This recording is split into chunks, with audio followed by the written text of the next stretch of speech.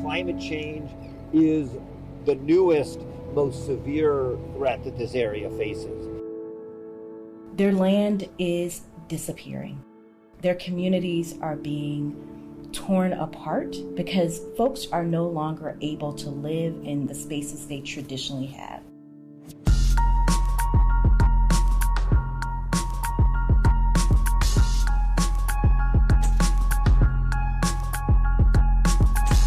I'm in Louisiana, and this is a place that means so much to me. I recently came down here to do some reporting on my complicated ancestry, and I grew up playing with my cousins each summer on our family farm in St. Landry Parish. But today, I'm headed to Cocodrie and Terrebonne Parish, which is about 2 hours southwest of New Orleans. The coastal towns here were hit hard by Hurricane Ida. The Category 4 storm is tied for the strongest ever to hit the state, and a year later, the area is still working hard to recover. But storms aren't the only thing impacting this area. They're also dealing with a coastline that is rapidly disappearing. So Louisiana has had nearly 2,000 square miles worth of land lost over the last century, and that's like the size of the state of Delaware. That's Dr. Alex Coker. He works at the Louisiana University's Marine Consortium and focuses on climate change and coastal erosion. And today, he's taking me out on a boat to see what's really happening to the coastline. There were a lot of things that played into that land loss. And there were a lot of canals that were cut in this area. Some were cut for oil and gas exploration, but others were cut for navigation and to allow ships to move in and out of South Louisiana. Many canals allowed salt water to intrude into Louisiana's wetlands. And that was one of the contributing factors to the wetland loss that we've had here. What were thriving forests are now ghost forests with dead trees that are very much just like this. And when we lose that wetland buffer, we increase the storm risks.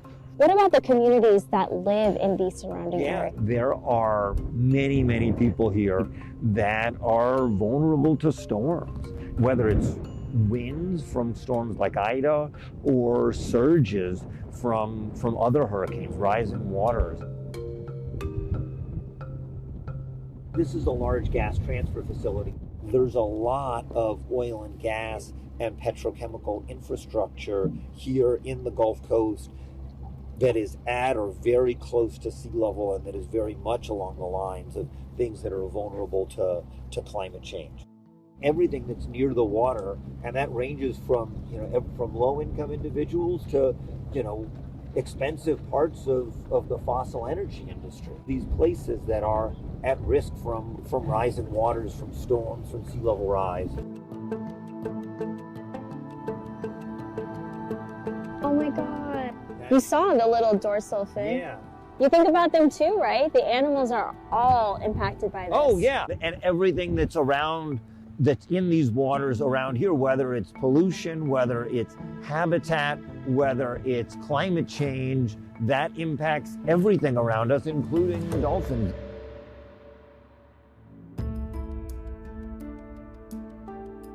What is this structure? So this is the Bubba flood control structure, which is part of the Morganza to the Gulf levees that crosses central Terrebonne Parish.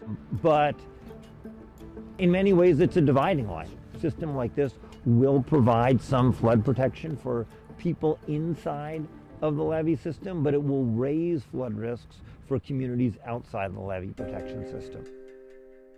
The Ile-de-Jean-Charles community is outside of this flood protection system. The Marine Center where I work, we are outside of this system as well. We had about a foot of water in the building just today because there was a large system that came through last night. So we're seeing more frequent flooding, we're seeing more intense flooding, and we're seeing flooding from storms that at one point would have been relatively minor storms. Outside of your role as a researcher and scientist, How do you feel that this is happening in your backyard? It's concerning. These are people's homes and people's community. Climate change is not some distant thing that is for future generations. It's an issue that we need to be focusing on today because it affects the lives and livelihoods of so many people, self-included. Climate change is something that affects us all, but not equally. In 2021, the EPA found that communities of color face disproportionate harm from climate change, from flood risks to health issues and more. And climate is just one of the many issues impacting people of color. So we're heading to the Foundation for Louisiana to find out more. I'm meeting up with Charmel Galden and Keita Jackson. They're working to bring economic, environmental, and racial justice across the state while helping these communities heal. This loss of land and people being forced to migrate as a result of it is really visceral and active and something that we experience all the time. African American, indigenous, immigrant communities in Louisiana disproportionately experience environmental racism. Folks may have their homes displaced by factories or landfills, and that impacts not just where they live, but also their health and their economic resources. We have whole communities impacted by the petrochemical industry over the course of generations. Looking specifically at the indigenous communities in Louisiana, what challenges are they facing? What they face right now is their land is disappearing. Their communities are being torn apart because folks are no longer able to live and inhabit the spaces they traditionally have. And community matters deeply, not just to indigenous communities, but to folks across the state of Louisiana. Community is created by the people you get to live with, the land you get to live on, and the way you get to celebrate life. Why do you think there are such large disparities in this state?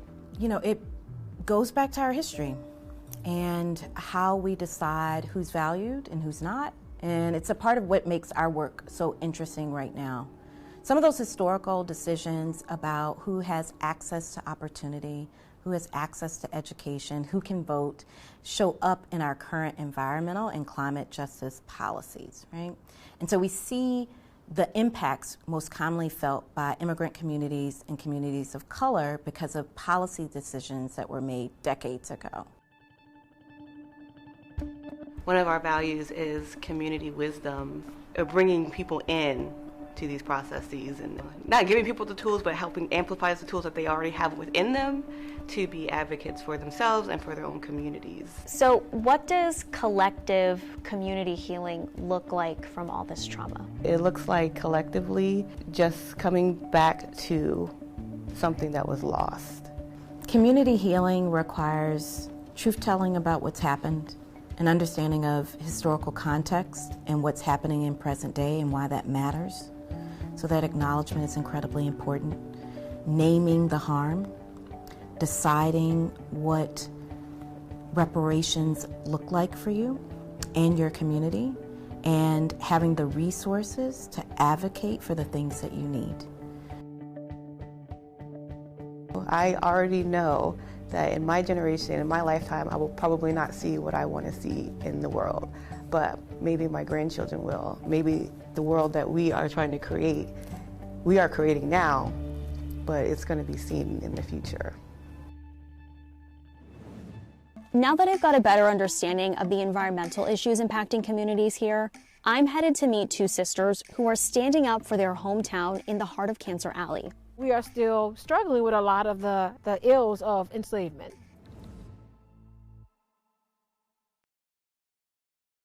Thanks for watching our YouTube channel. Follow today's top stories and breaking news by downloading the NBC News app.